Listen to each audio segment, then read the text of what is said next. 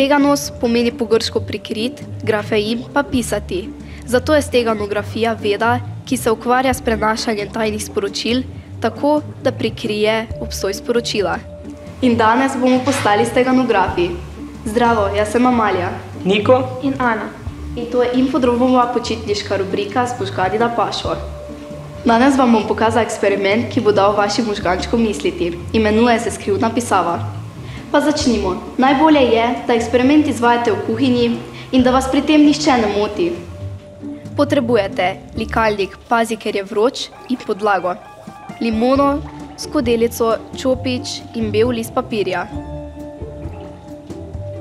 V posodico stisnemo limono, čopič pomočimo v sok in z njim na bel list papirja napišemo sporočilo ali kaj narišemo. Niko bo na primer narisal srčka. Počakamo, da se papir in napis popolnoma posušita in takrat postane pisanje ali risbica nevidna. Zdaj pa pozor, če risbo držimo blizu vročega likalnika, postane počasi vidna.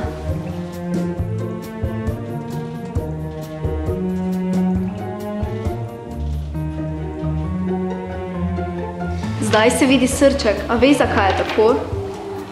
Pomisli in če ne veš, najdeš odgovor na infodrom.si.